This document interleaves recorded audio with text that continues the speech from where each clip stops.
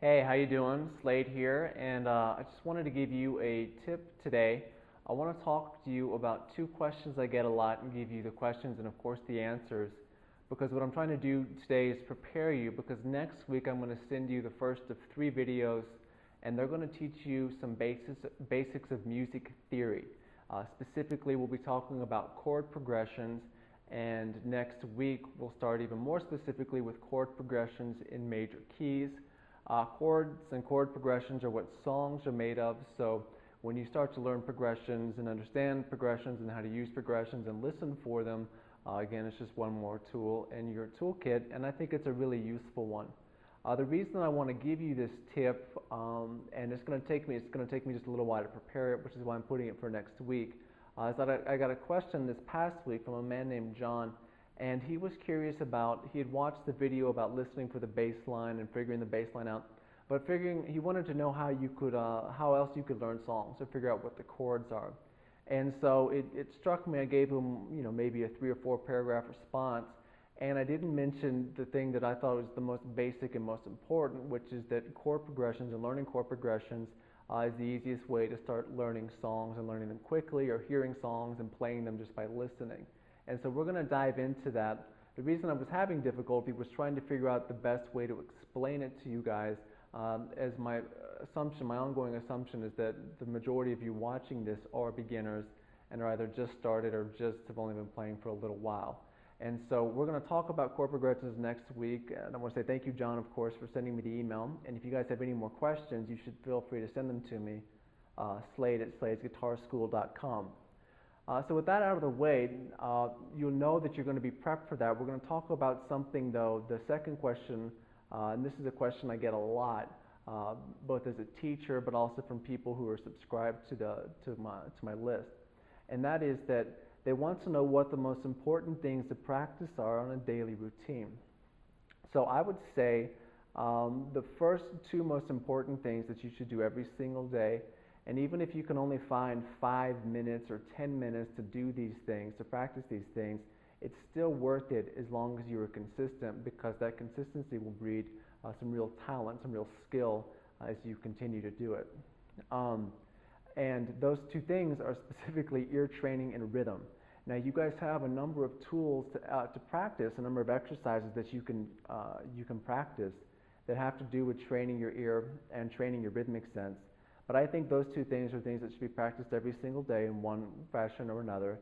And they don't have to be something, you don't have to spend, hours or, 2, 3 hours a day doing it. You can really spend 5 or 10 or 15 minutes just practicing some basic drills that will continue to sharpen your ear and sharpen your rhythmic sense. And they will only help you as you go and learn music in the future. That's all they're going to do, is help you a lot and make it easier to absorb new sounds and new styles and new songs that you want to learn to play.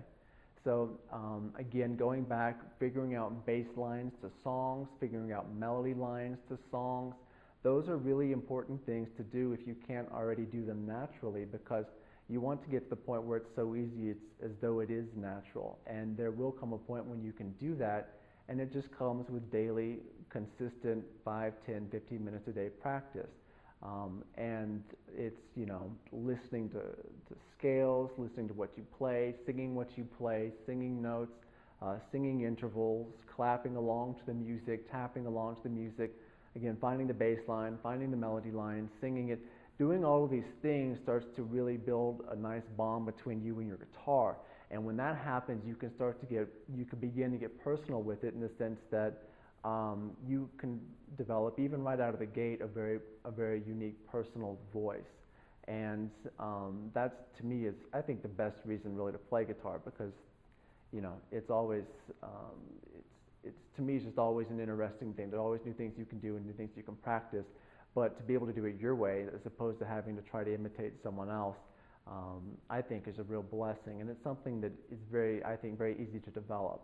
So rhythm and ear training, I would focus on those on a daily basis, and again, 5 minutes on each is sufficient to continue your progress. If you can give more time, of course, do it. It's a good idea to do. The next thing is that once you've gotten into that, is to start learning your chords and start learning your scales, and to really get them to the point. So if I say E major, can instantly find the chord and play the chord. You don't have to think about it. And if I say go from E major to C major, you can go just that quickly.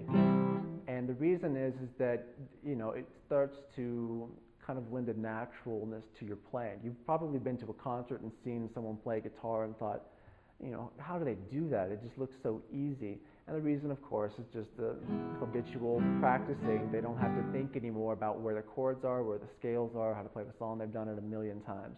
And that's the reason they look that way, is they've done it a million times. There's a lot that goes into that.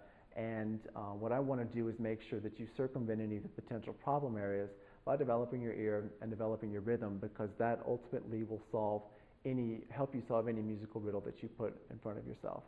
But also learning chords and scales, and then really getting into learning songs. I think that's an important step to go through, because that teaches you about songwriting, it teaches you about song structure, musical structure. It also gives you, good reference points, because you might hear a chord progression in a song and then hear your friend play a chord progression that's either in the same key or in a different key but similar, and you can recognize that and make associations between what you're playing, what your friends are playing, and what you hear, and that will allow you to, of course, assimilate more music into your brain, into your ear. So those are the things I would focus on, and we're going to jump right into specifically learning, songs next week when we talk about the basic theory and chord progressions in major keys. So I want you to be prepared for that. So continue to practice, continue to do your rhythm and your ear training, and look at the ebook too. There's a lot of great information in there. You should have the parts of the guitar memorized. I would also, of course, recommend memorizing the names of the notes all the way up and down the neck. That is something that could save you a lot of time in the future when you start learning more complex chords and scales and things of that nature, if that's something you desire. So next week we're going to do some basic theory, and that'll be a 3-video course, and you'll get the first video next week. Just a continuation of what we're doing here, giving you tips and advice. And I again encourage you, if you have any questions, to go ahead and send them to me, and I'm happy to respond. And if not, continue practicing, and I will see you, of course, next week. Thanks for watching, and until then, take care, and also Merry Christmas.